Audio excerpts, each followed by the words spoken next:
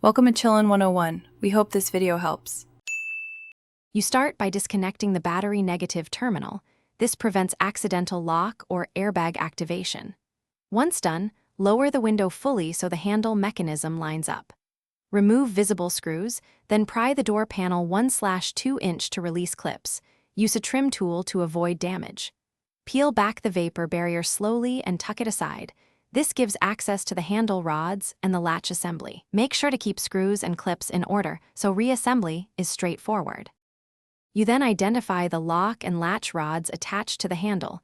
These are held with plastic clips. Use a small flat tool to push the clip out and swivel the rod free. Note how they sit so you can reconnect later.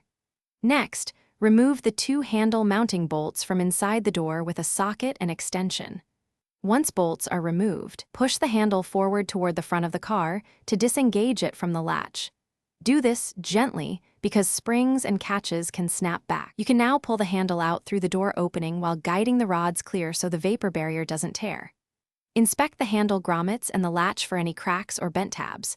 Replace damaged parts before reassembly because worn grommets cause play.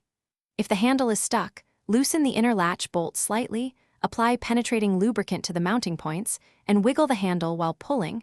This frees seized components. Once removed, test the latch action before reinstalling the panel. Thanks for watching. Consider subscribing if we helped you.